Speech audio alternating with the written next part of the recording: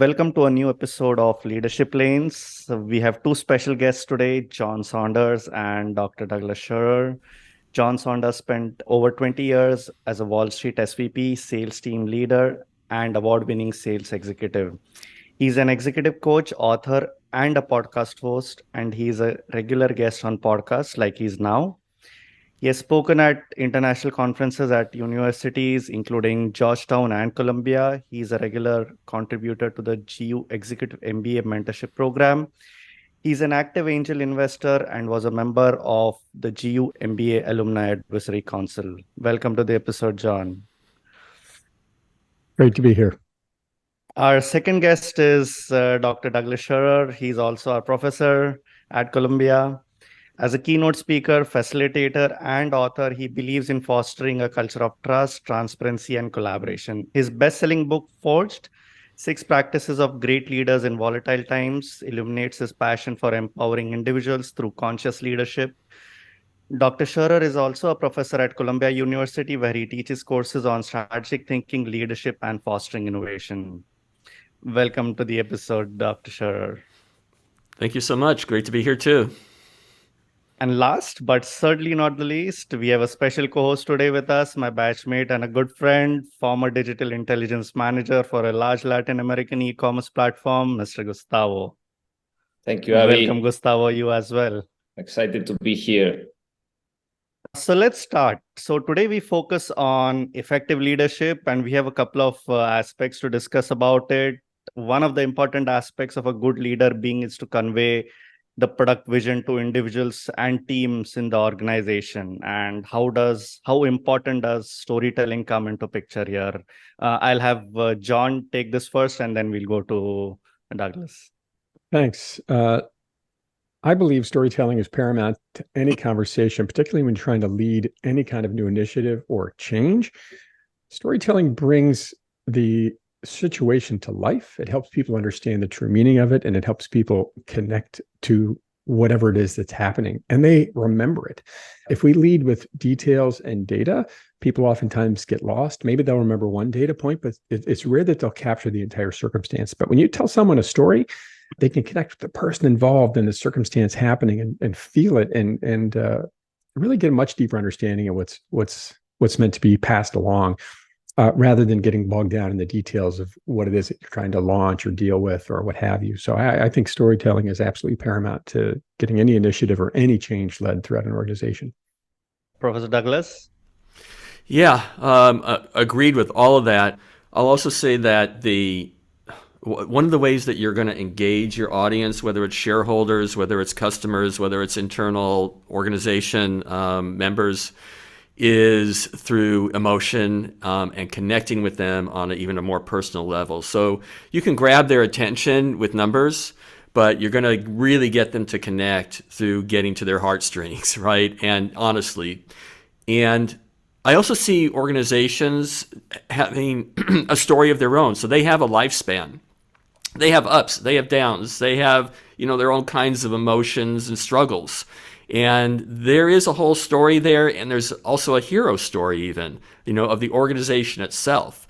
And you can bring that out. And we may be talking at some point in the call about Steve Jobs and Elon Musk and their presentation styles. And if you look at them, their way of presenting is all about storytelling, right? It's not necessarily about the numbers support the story.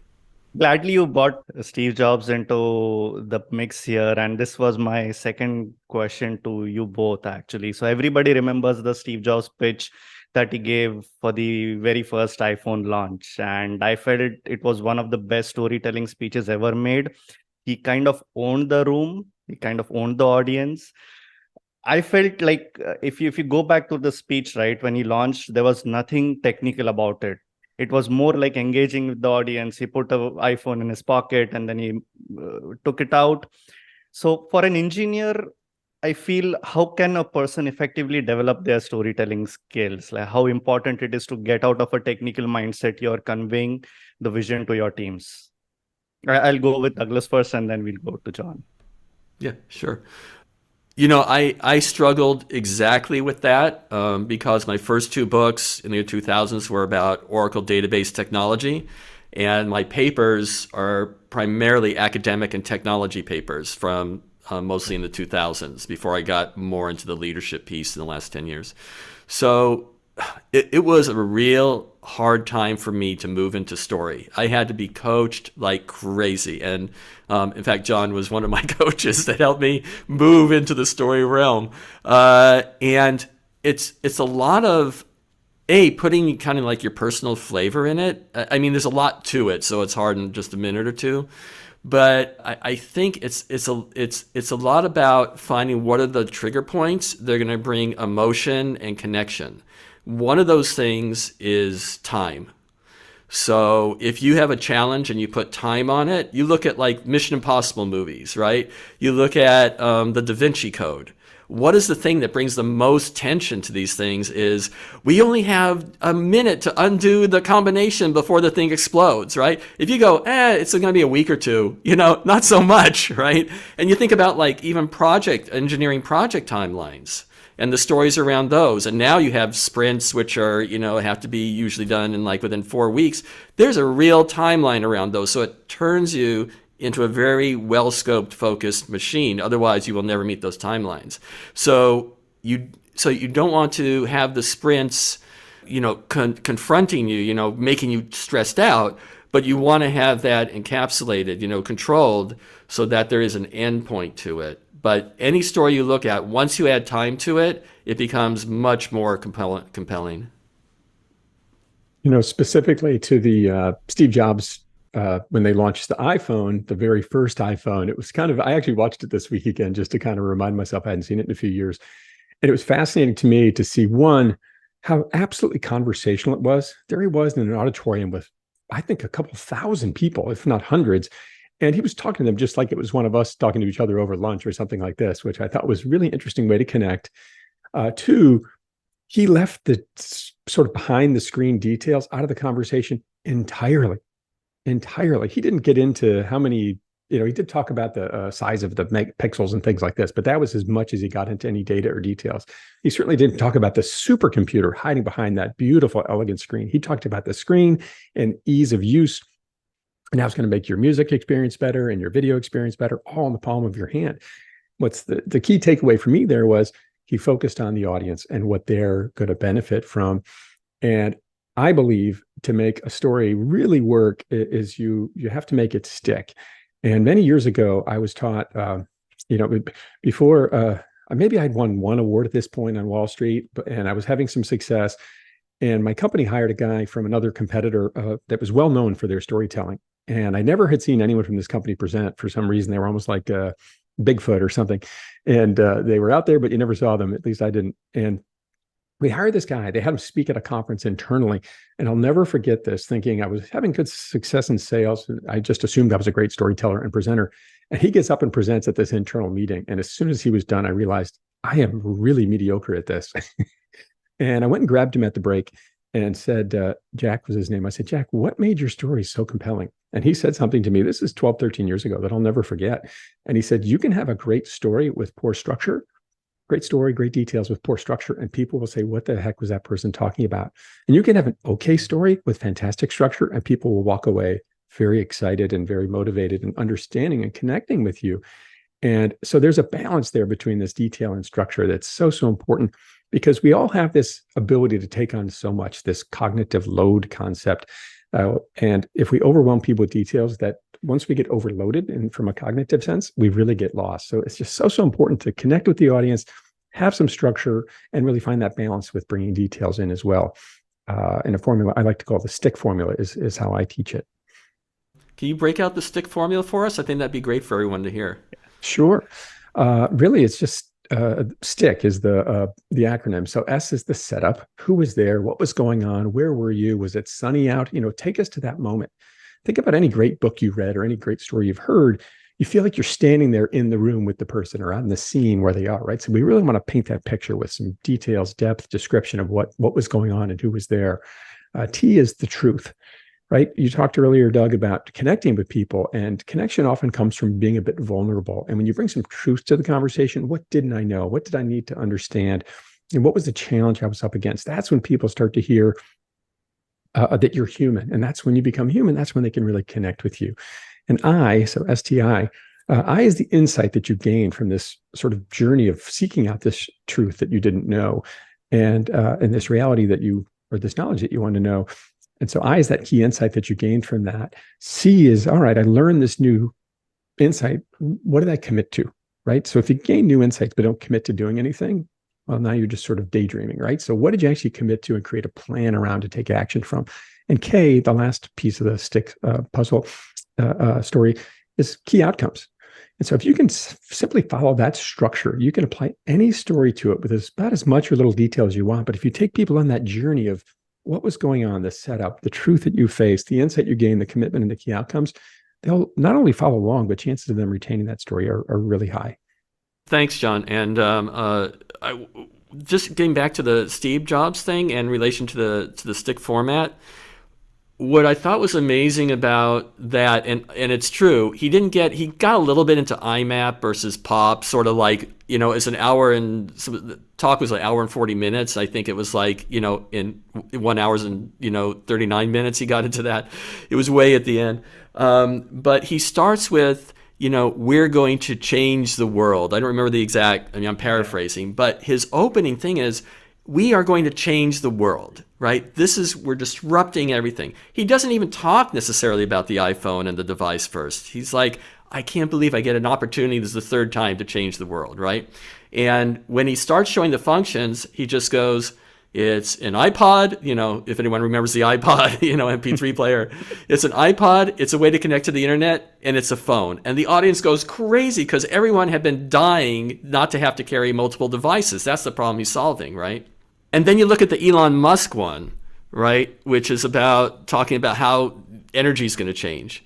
And he doesn't start with, hey, I got a new battery. It's going to give you 20,000 mega amps, whatever the numbers are, right? That's engineering right there. His story is, we are going to make a fundamental change to the world through, how energy is distributed. Right? It's almost exactly like going back to the Sprint stuff. God, I must have like a techie mind this morning. Going back to that, it's almost exactly a user story. As a person living in the world, I'm going to change the world in order to save it. So that is, I think, John, maybe you want to comment, but to me, that is exactly the stickiness stuff. I'm not telling you about, I got a device that's going to have, like you were talking about, have XYZ gigabytes. It's, I'm going to come out here and change your world.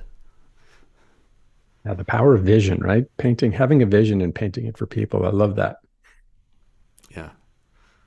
Steve Jobs had amazing speeches. He was a great storyteller. I would also recommend our audience to check the Stanford commencement speech, in which he shows his experience in 3 stories. Really engaging and interesting. Thank you, John and Douglas. Storytelling is a great topic, very interesting. It builds also confidence, it builds character, it builds the path for leadership, and I would say that leadership sometimes can turn controversial. And my question is about a story, the story of Colin Kaepernick. I don't know if you remember him. For our audience, Colin Kaepernick was this NFL quarterback that started the kneeling campaign, a refusal, a campaign against racial injustice, police violence, maybe 2016, 2017. But for these reasons, he was later fired by the NFL, and he was never allowed to come back. This was very controversial. And my point is, Mark Parker, the Nike CEO of the time, if you remember, made an interesting decision, as a leader. He embraced Kaepernick when this was happening. He embraced him as a symbol of Nike's values. He put him mostly in the front of any campaign, just do it Nike campaign possible.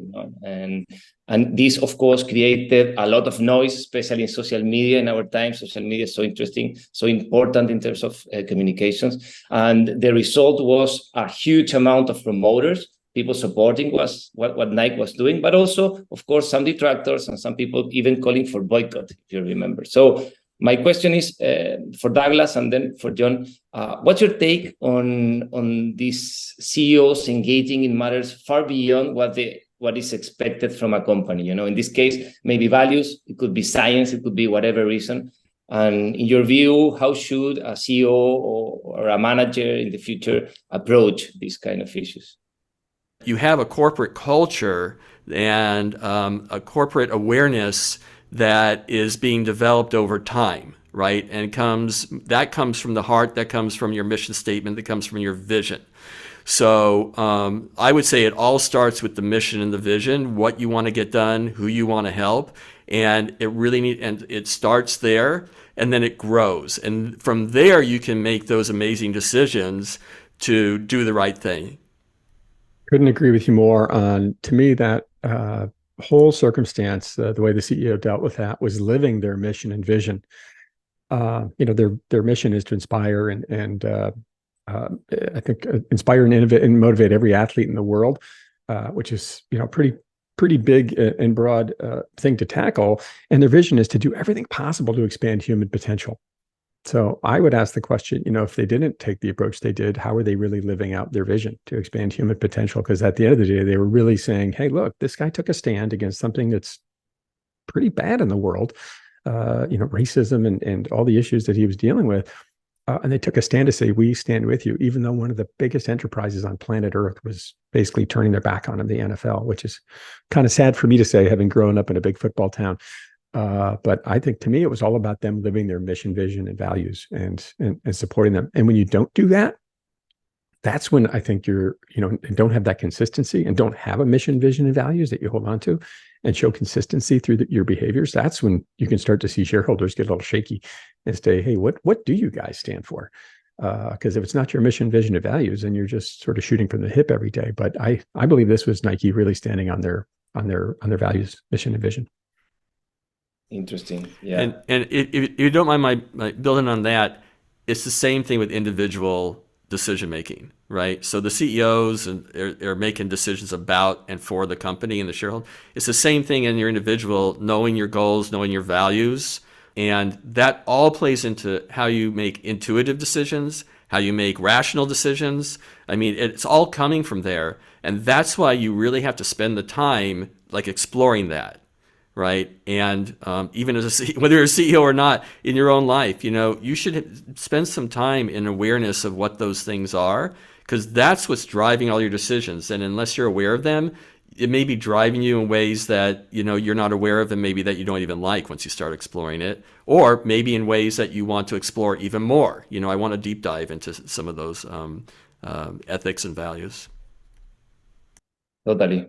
Maybe this is one of the corporate trends that emerged strong after the pandemic, no? This idea of what is the core of a company, not only the operation and thinking about profit, but especially now thinking more strongly about shareholders, about the impact of the operation, and even moving your position as a decision maker far beyond what before was expected of you as a leader and as a company. And in that sense, I will take you now to the global context. We know that our times are special, are interesting. We live in a world today of evolving complexity, I would say, technological disruption, what else? Political polarization, geopolitical tensions, sadly. But all around those factors, uncertainty. So uncertainty is a key word today. And we, inside the corporate world and in academia and inside any institution, really, when we try to solve a problem, in many cases, we don't have the required data, we don't have the required time. So uncertainty also in other aspects of our daily lives, and our beloved analytical skills in many cases are not enough. So we use our intuition to make some decisions. So my question is, what's your take on intuition and its role dealing with uncertainty, especially in the context of today? Maybe starting with John. I think there's a little bit of an overlap with the topic we just covered, this idea of mission, vision, and values, because uncertainty is certainly at maybe an all-time high, but it's always been with us. right? I spent decades on the road presenting about investing and investment ideas and things like this. And I mean, it didn't matter what quarter or year it was, there was always something. There's a war, there's a recession, there's an interest rate hike, whatever it is. Same thing applies to any company. There's always a competitor coming along that's trying to, eat your lunch. There's always a thing that might be a headwind for you in the world, or maybe there's internal strife, whatever it is. And when we don't have clarity, particularly of our values, I think this is more of a values question you're getting at here in my mind. When we don't have clarity there, people tend to look internally very quickly. So they might say, instead of saying, how do I do what's best for the company and the organization and my peers, they say, what do I do what's best for me? Because I don't know right now I know there's uncertainty in the world, and I'm not clear on how we're going to move forward from here. One of my favorite examples of this is I had the great privilege of interviewing David Gardner for my book, The Optimizer. And he's the co-founder of the Motley Fool, the financial services company. And one of the greatest examples of this, their mission is to make the world happier, smarter, and richer. And they have values that tie very tightly to that. And it was fascinating. When 2008 rolled around, the Great Recession, back up just a half a step, 0102, they had to lay off almost 75% of their workforce. And it murdered them to their souls. I mean, it just hurt them so deeply. And they never wanted to see that again. And over the 01 to 08 period, they had, tying our earlier conversation into this, they always have people get up and have storytelling sessions throughout each year. No PowerPoint slides, very informal, like fireside storytelling. And so people have been hearing these stories about how they dealt with 01 and how they want to deal with things differently in the future. 08 rolls around, and of course, Great Recession, business is falling apart. They had changed their business model to more of a subscription base, so that helped immensely. But they said they got in front of their entire organization, all hands on deck, and said, we are not going to let anybody go in 2008. And people, said, oh my gosh, thankfully, all these stories are kind of playing out and coming true. But we're all in this together. So how do we solve this problem? And what they ended up doing, now so think about, had they not said we're all this in together, had they not said that we're all in this together, what it got people to do is think about, how do we save this enterprise, not how do I save myself? And so what they ended up doing, they did a lot of things to save costs, but the biggest thing they ended up doing was pausing the 401k match, which saved them literally millions of dollars over the course of that period, which was massive. But again, had they not said we're in this together, people would have said, how do I save my team, my department, my job, versus how do I save the whole enterprise? And so to me, that was such a great example of really digging deep into their values and how they like to operate, and really showcasing it very clearly. And since then, this is an organization that started in their mom's basement, and now they have over 1 million paid subscribers, and they've done it with these deeply held beliefs on their values, mission, and vision, and they hold on to them. They use stories to accelerate them throughout the company or spread them throughout the company, and they live them every day. So, I just think that element is just so important to not only have those values, but to live them and share them. Douglas, you want to add something? Yeah. Sure. Yeah. There's John's just kicked off a lot of thoughts. So let me start with this. I got a chance to interview Tom Chapin, who's a Grammy Award-winning singer storyteller, and he said, the thing is, we're here to, I'm going to paraphrase again, but we're here to work together to solve problems. And he brought up the show Survivor, and he goes, I've never seen the show Survivor, but it's all about being the last person on the island. And if you're the last person on the island, you're dead.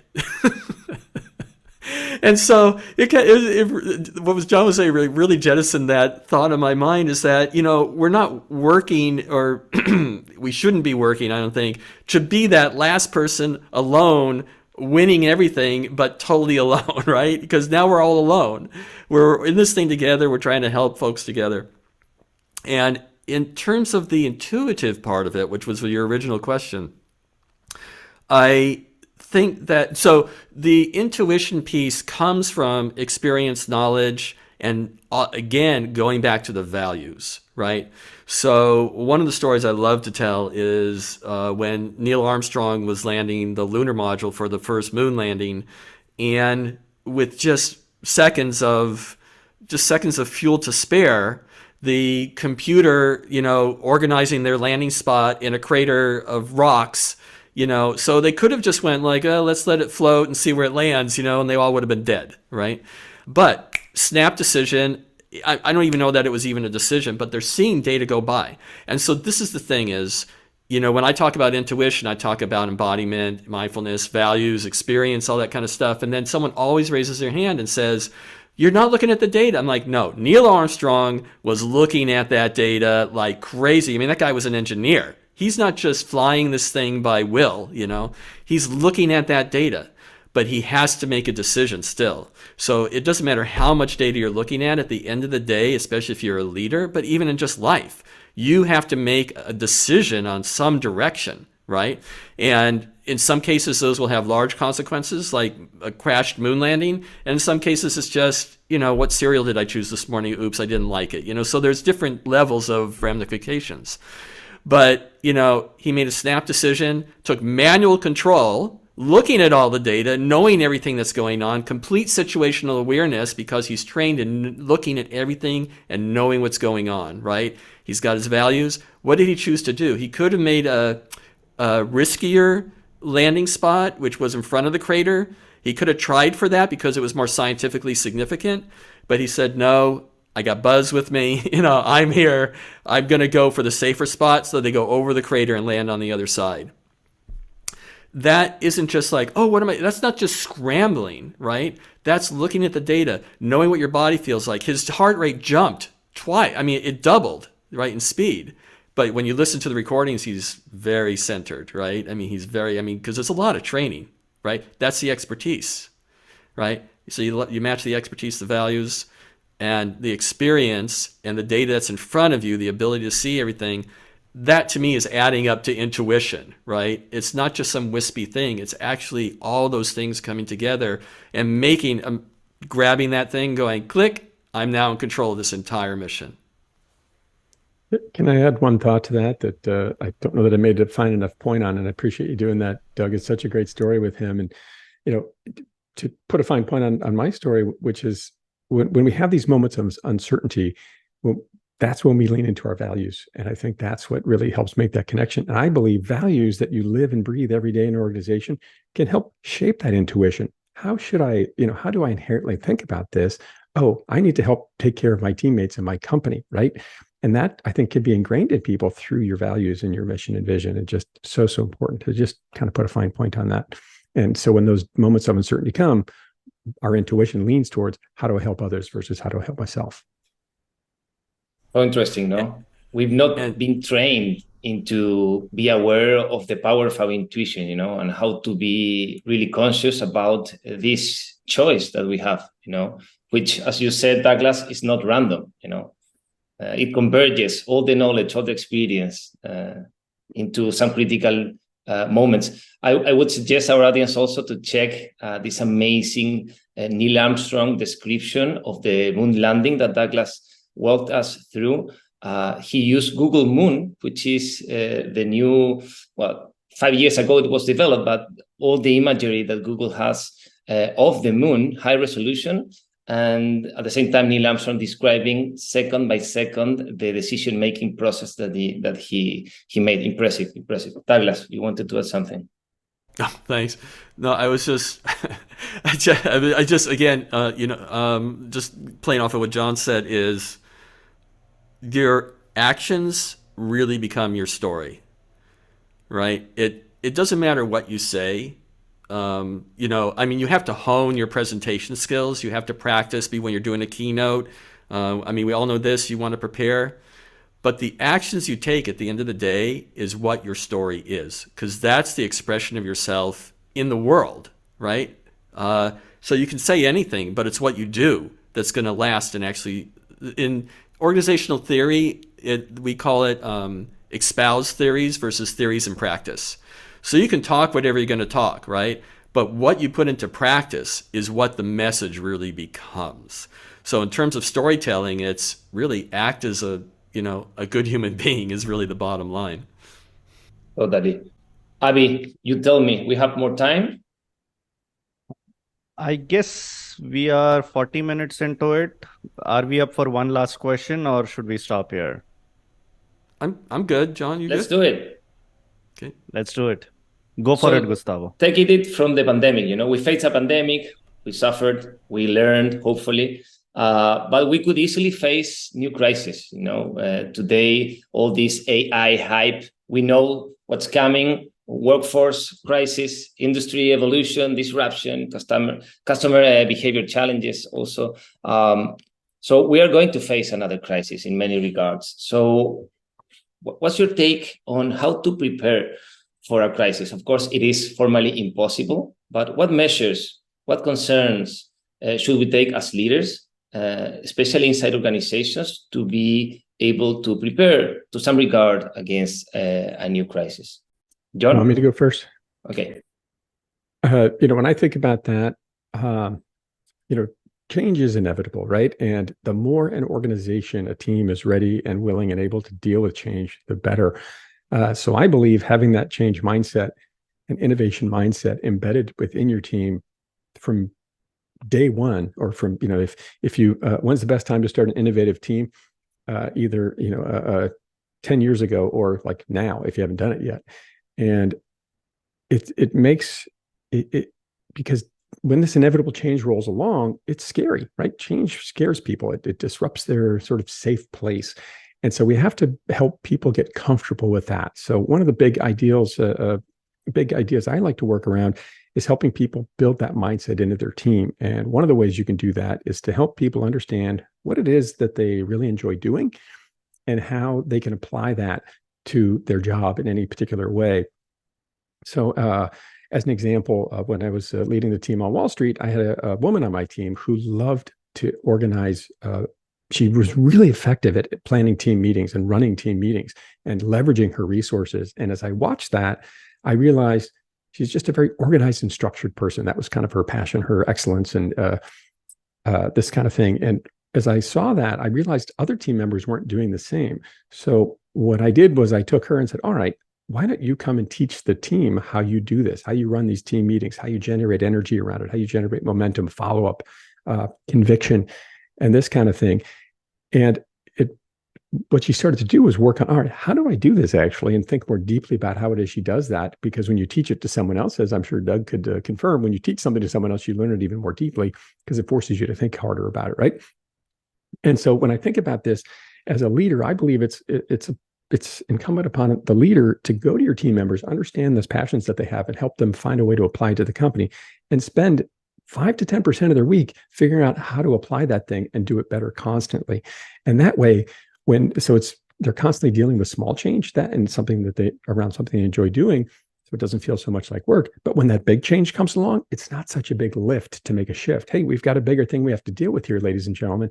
How do we maybe take all of our resources collectively and deal with this bigger change? So for me, it's about creating that mindset as a constant. So how do we constantly improve things around here? And if you can attach it to something that your employees love to do, even more powerful. And that way you're ready when that inevitable change, that big change comes along, because you've been dealing with small change all along. I mean, I couldn't agree more. An example I'm thinking of is at Columbia University, where we all are, on this side of the screen. But John, you've spoken in my class, so I'm going to include you. And when Shayla Murray came in, and Shayla is now, I think her title is the Executive Vice President for Communications for the university. And she kind of invented or pioneered, social media for political strategy.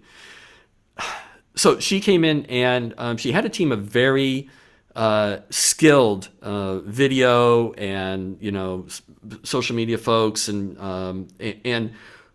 but they were a little behind the times. They were still creating like 10-minute videos or 15-minute videos, right? And at this point, like, no one's watching anything that long except for this podcast right here.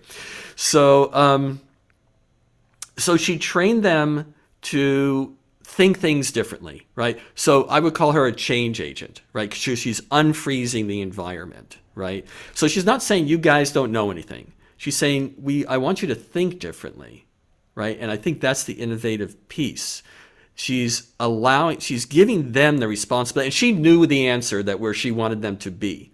but that would not train them in how to think differently, right? So she wasn't just like going like, just give me the quick outcome. I want 3-minute videos, right? What she said is, please go out, research, the environment. You come back with some ideas of how we can improve this thing. She, boom, instantly created an innovative environment, right? And a group of people that could deal with change. So they came back and said, well, one of the things we want to do is shorten the videos. Okay, great, right? So, but flash forward to pandemic, because she had created that innovative speedboat kind of open-minded thinking team, when the pandemic hit, they were able to instantly pivot to change the Columbia website to incorporate a lot of support for people going through the pandemic in like this. So they went from something like 8,000 users a week or a day, I forget, but to 32,000. I think it was 8,000 a day to 32,000 a day. In addition, she created a fund for the community. So again, going back to actions speak louder than words, she didn't go to the community and say, this is the kind of innovative thinking. She's not just, okay, type it into the website, hey, we support you, right? She created a fund to help the community. Actions speak louder than words. You could put it there, hey, it's great, everyone, help, everyone's okay, but no, here's money to help you out. This is the way we are helping. I mean, it has to go on the website so people know it's there, right? But a huge difference in taking action based on the values, missions, all the things we talked earlier, but expressing them through allowing your team to think differently. And this comes into a large category of organizational learning. But I have like a 3-prong thing that I use to kind of organize it. I call allow, own, and acknowledge. So one is allow your team to have that responsibility, right? Give that responsibility to think differently, to try, to fail, right? To succeed. Second is to own it. So, own the failure and own the success, right? And when you own the failure, use it as a learning experience. And John talked about the 3 gifts. I think that's a great model in the way that you can own that experience and learn from it and create a growth mindset. And the last one is acknowledge. And that's acknowledge people when they do really well, right? By name, call them out by name, like, hey, great teamwork, team. It's too fluffy, it's too loose, it's too ambiguous. Be very specific on how you acknowledge someone.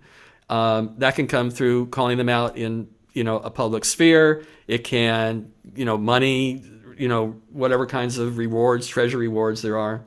But also acknowledge at the same time some humility, right? That we don't know any. The only way you create a learning environment is by saying we don't know everything.